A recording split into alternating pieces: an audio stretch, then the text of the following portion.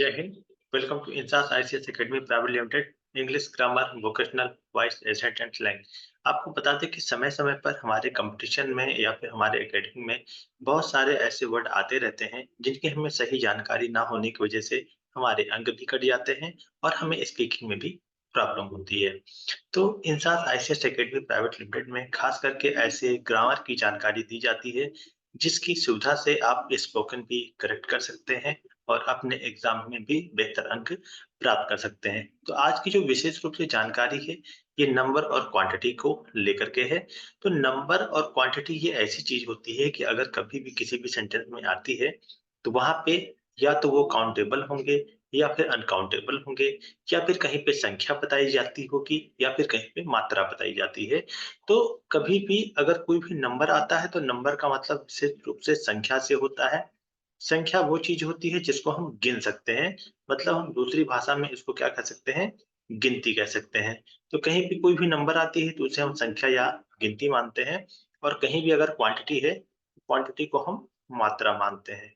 तो ये मात्रा और हमारी गिनती, इसी से संबंधित जो शब्द हैं उनको कैसे सही करते हैं, एक चीज हमेशा याद रखिएगा।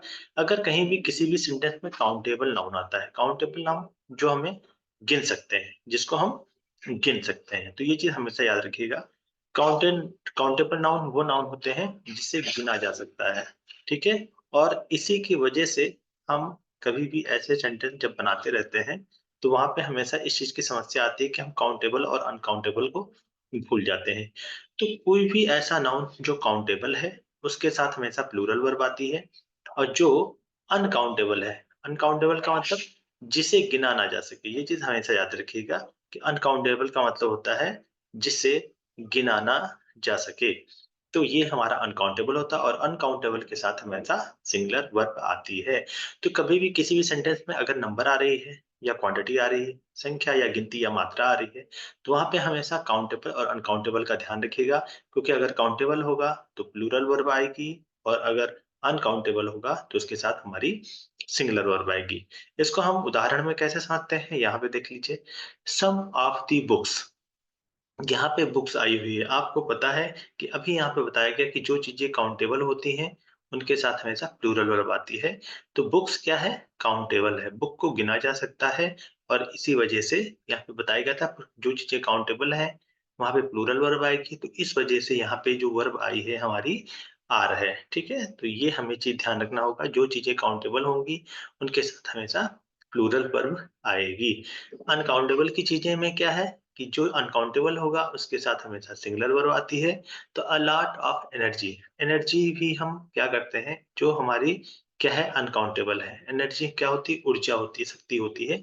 तो हम एनर्जी को काउंट नहीं कर सकते। इस वजह से जो ऊर्जा है ये हमारा अनकाउंटेबल है और इस अनकाउंटेबल की होने की वजह से यहाँ पे क्या आया है, इज आया है। तो अनकाउंटेबल होगा तो उसके साथ हमेशा सिंगुलर वर्ब आएगी।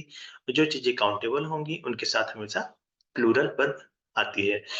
प्लेंटी ऑफ टाइम, आपको बताया गया है कि जो चीजें काउंटेबल होती हैं उनके साथ हमेशा प्लूरल वर्ब आती है और जो चीजें अनकाउंटेबल होती हैं उनके साथ हमेशा सिंगुलर वर्ब आती है। तो यहाँ पे आपने देखा है कि टाइम क्या है, टाइम हमारा एक तरह से अनकाउंटेबल है, टाइम को हम काउंट नहीं कर सकते हैं।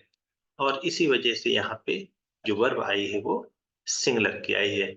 तो हमें किसी भी सेंटेंस में अगर टाइम, एनर्जी, बुक्स मिल रहा है तो हमें यहाँ पे ये चीज़ ध्यान देना पड़ेगा कि कौन चीज़ है जो गिनी जा सकती है और कौन सी चीज़ है जो गिनी नहीं जा सकती है। कौन सी ऐसी चीज़ें हैं जो मात्रा में हैं या कौन सी ऐसी चीज़ है जो संख्या में है। तो संख्या हो या मात्रा हो, उसमें भी हमेशा काउंटेबल और अनकाउंटेबल आता है। जैसे बुक्स यहाँ पे काउंटेबल है तो काउंटेबल के साथ प्लूरल वर्ब आई है। यहाँ पे साफ-साफ बताया गया है कि संख्या मात्रा कोई भी हो, आपको हमेशा काउंटेबल और अनकाउंटेबल का ही ध्यान रखना है। तो जो चीज़ें काउंटेबल होंगी उनके साथ प्लूरल वर्ब आएगी और जो चीज़ें अनकाउंटेबल होती हैं उनके साथ हमेशा सिंगुलर वर्ब आती है। तो बुक्स यहाँ पे हमारा काउंटेबल था, इस वजह से प्लूरल वर्ब आई। एनर्जी हमारा अनकाउंटेबल है, इस वजह से यहाँ पे सिंगुलर वर्ब आई। टाइम हमारा अनकाउंटेबल है, इस वजह से यहाँ पे सिंगुलर वर्ब आई। टाइम को हम नहीं काउंट कर सकते हैं।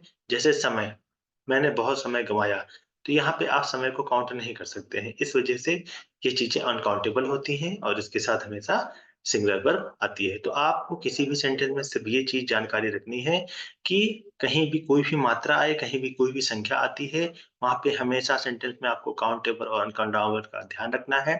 अगर वहाँ पे चीज़ें काउंटेबल है तो प्लूरल वर्ब आएगी और अगर चीज़ें अनकाउंटेबल है तो हमेशा सिंगुलर वर्ब आती है। तो इस तरह से जो जानकारी होती है विशेष रूप से आपको चैनल के माध्यम से बताई जाती है। अपने इंग्लिश को इम्प्रूव करें और जो भी गलतियाँ हैं, उनको सुधारने की कोशिश करें।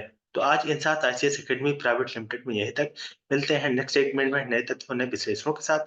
तब तक के लिए इंसात ICS academy private limited English grammar, vocational, voice and slang की तरफ से जय हिंद, जय भारत।